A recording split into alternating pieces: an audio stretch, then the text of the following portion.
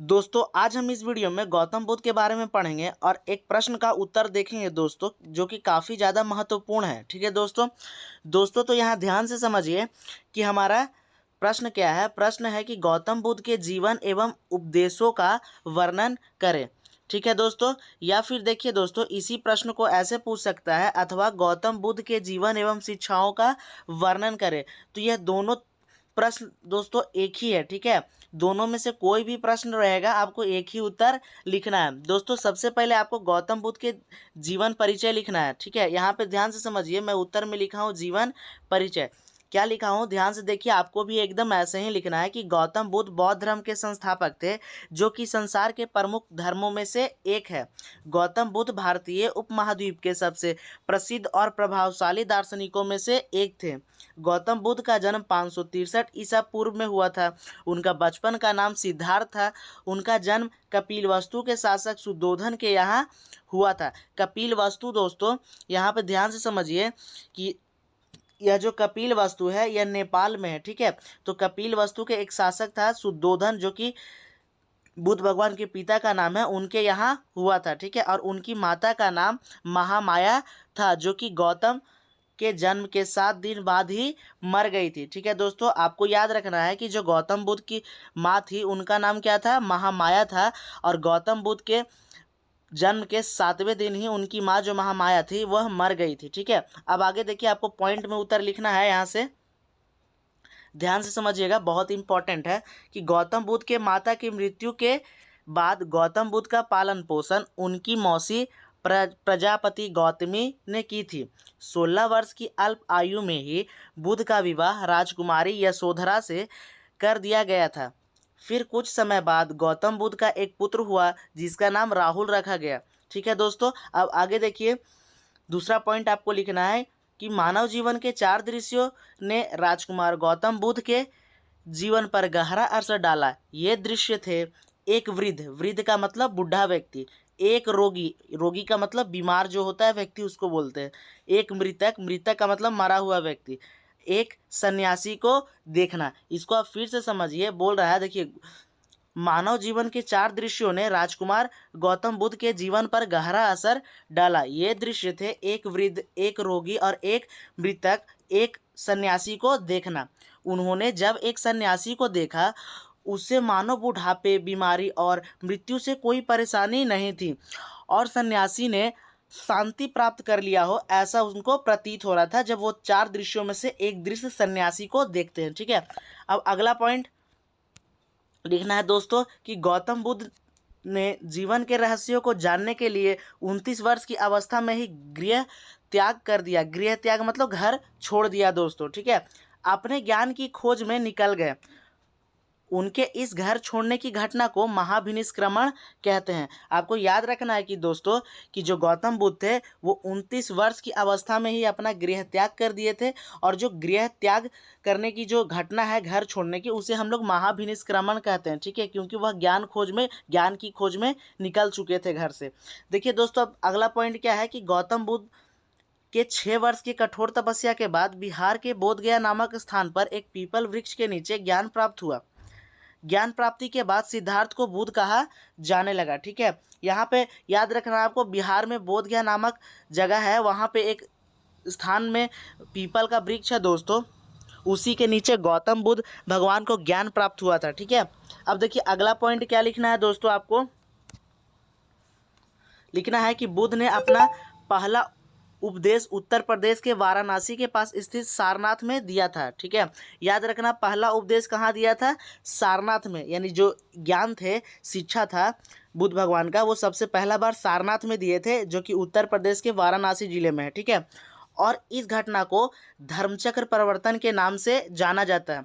यानी जब भगवान जो पहला उपदेश दिए थे गौतम बुद्ध, उनके उपदेश को धर्मचक्र परिवर्तन के नाम से जाना जाता है। ठीक है, अगला पॉइंट देखिए, उसके बाद 483 ईसा पूर्व में महात्मा बुद्ध का निधन हो गया था, कुशीनगर में हुआ था। ठीक है, याद रखना, महात्मा बुद्ध का कुशीनगर में क्या हो गया था, निधन हो गया था, जिसको हम लोग महापरिनिर्वाण भी कहते हैं, उनकी मृत्यु को। ठीक है, अब देखिए दोस्तों, हम गौतम बुद्ध की शिक्षाओं को देखेंगे। ठीक है, यहाँ पर हम गौतम बुद्ध के जीवन को पूरा समझ चुके हैं।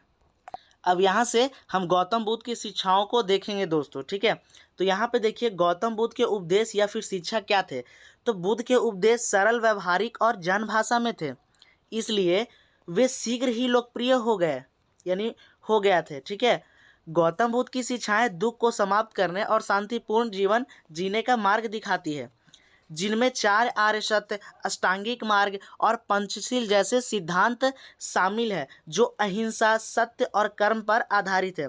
उन्होंने जाति भेद का खंडन किया और सभी जीवों के प्रति दया और करुणा का संदेश दिया, ठीक है। अब इसके बाद देखिए आपको क्या करना है कि पॉइंट में अब उत्तर लिखना। देखिए सबसे पहले यहाँ 4 आर्य सत्य देख लेते हैं गौतम बुद्ध का।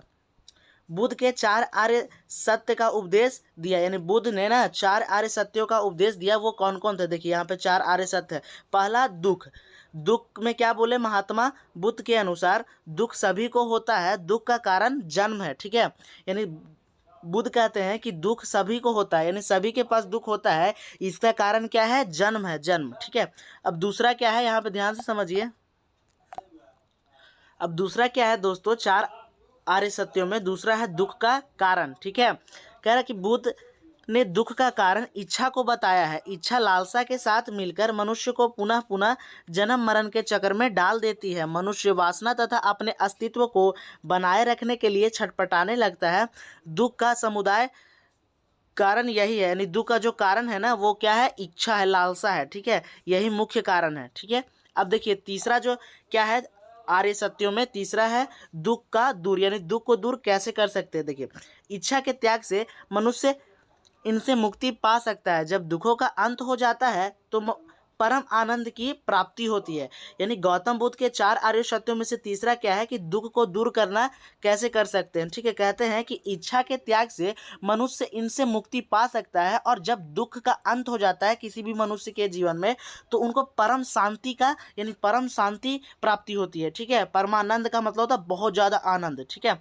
अब देखिए अंतिम अंतिम क्या था, अब था अष्टांगिक मार्ग, ठीक है। तो महात्मा बुद्ध ने इच्छा के दमन, दमन का मतलब है विनाश के लिए अष्ट यानी कि 8 मार्गों का सिद्धांत का प्रतिपादन किया। इन अष्ट सिद्धांतों को अष्टांगिक मार्ग भी कहते हैं। यानी दोस्तों चौथा जो हमारा आर्य सत्य था वो महात्मा बुद्ध ने इच्छा के दमन यानी इच्छा को खत्म करने के लिए दिया था, और ये 8 सिद्धांत थे जिनको हम अभी नीचे पढ़ेंगे। देखिए पॉइंट में आपको लिखना है अष्टांगिक मार्ग, ठीक है। अष्टांगिक मार्ग देंगे और लिखेंगे कि गौतम बुद्ध ने संसार के दुखों को दूर करने के लिए 8 प्रमुख बातें बतलाई, जिन्हें अष्टांगिक मार्ग कहा जाता है, जो निम्नलिखित है। पहला सम्यक संकल्प, दूसरा क्या है सम्यक दृष्टि, तीसरा है सम्यक चरित्र, चौथा है सम्यक वाणी, पांचवा है सम्यक कर्म, और यहाँ देखिए छठा है सम्यक आजीविका, सातवां है सम्यक व्यायाम, आठवां है सम्यक समाधि, ठीक है। तो ये 8 अष्टांगिक मार्ग बताया थे गौतम बुद्ध भगवान की, जो दुख से दूर कर सकता है किसी भी व्यक्ति को, ठीक है। अब देखिए अगला पॉइंट क्या है, ध्यान से समझिएगा, पूरा आपको लिखना है आंसर। देखिए अब है पंचशील मार्ग, ठीक है। अब है हमारा पंचशील मार्ग। देखिए गौतम बुद्ध ने 5 नैतिक नियम बताए, जिनका पालन प्रत्येक धार्मिक मनुष्य को करना चाहिए, जो निम्नलिखित है। यानी पंचशील मार्ग भी गौतम बुद्ध बताए थे जिससे दुख से कोई आदमी छुटकारा पा सकता है। ये क्या था, 5 नैतिक नियम थे, ठीक है, जिनका पालन प्रत्येक धार्मिक मनुष्य को करना चाहिए, जो कि निम्नलिखित है। देखिए पहला क्या है अहिंसा। अहिंसा का मतलब है जीवों की हत्या से विरत रहने, जीवों की हत्या नहीं करना या किसी को चोट ना पहुंचाना, क्षति ना पहुंचाना, ठीक है। दूसरा क्या था चोरी नहीं करना, तीसरा है झूठ ना बोलना, चौथा है व्यभिचार ना करना। व्यभिचार का मतलब होता है गलत गंदी बातें नहीं सोचना मन में, ठीक है। अब देखिए पांचवा क्या है, पांचवा है नशीले पदार्थों का सेवन ना करना। ये गौतम बुद्ध ने पंचशील का मार्ग दिखाया था, ठीक है। अब देखिए अगला क्या है हमारा दया और करुणा। अगला पॉइंट में आपको लिखना है दया और करुणा, और डैश देके लिखेंगे कि गौतम बुद्ध ने सभी जीवों चाहे मनुष्य हो या जानवर सबके प्रति दया और सम्मान करुणा का भाव रखने की शिक्षा दी है। देखिए दोस्तों यहाँ पे हो गया, इसको आप सटा के लिख लीजिएगा, ठीक है। यानी कि गौतम बुद्ध ने सभी जीवों चाहे वो मनुष्य हो या जानवर सबके प्रति दया और सम्मान और करुणा का भाव रखने की शिक्षा दी है। ठीक है, अगला पॉइंट लिखेंगे कि गौतम बुद्ध के अनुसार जीवन का अंतिम लक्ष्य, ठीक है, इसको फिर से समझिए दोस्तों। ये अगला पॉइंट जो था उसमें देखिए ध्यान से, गौतम बुद्ध के अनुसार जीवन का अंतिम लक्ष्य निर्वाण प्राप्त करना है। ठीक है, निर्वाण बौद्ध धर्म में मोक्ष होता है, जिससे कोई भी व्यक्ति का जो जीवन मरण का चक्र है वो खत्म हो जाता है, जिसे हम हिंदू धर्म में मोक्ष कहते हैं। ठीक है, तो निर्वाण प्राप्त करना यानी कहने का मतलब गौतम बुद्ध के अनुसार ना जीवन का जो अंतिम लक्ष्य होता था वो निर्वाण प्राप्त करना है, जिसमें व्यक्ति को परम शांति और सुख की प्राप्ति हो जाती है। ठीक है, अब अंतिम देखिए, अंतिम पॉइंट है कि बुद्ध परंपरा के अनुसार अपने शिष्यों के लिए बुद्ध का अंतिम निर्देश था कि तुम सब अपने लिए खुद ही ज्योति बनो, क्योंकि तुम्हें खुद ही अपनी मुक्ति का रास्ता ढूंढना है। ठीक है दोस्तों, यहाँ पे वीडियो ख़त्म हो चुका है। यह काफ़ी ज़्यादा इम्पॉर्टेंट है दोस्तों, क्योंकि इसमें बुद्ध भगवान का अंतिम उद्देश्य था, यानी अंतिम उपदेश था, निर्देश था, शिक्षा था अपने शिष्यों के लिए। देखिए फिर से इसको आप समझिए दोस्तों, क्या बोलते हैं बुद्ध भगवान कि मतलब तुम सब अपने लिए खुद ही ज्योति बनो, क्योंकि तुम्हें खुद ही अपनी मुक्ति का रास्ता ढूंढना है दोस्तों। ठीक है, तो यहाँ पर आपको इस टाइप से पूरा प्रश्न का उत्तर देना है दोस्तों। तो आई होप कि आपको समझ में आ गया होगा। तो देखिए शुरू से आप एक बार नोट कर लीजिए, फ़ोन रोक के आप इसको नोट कीजिए।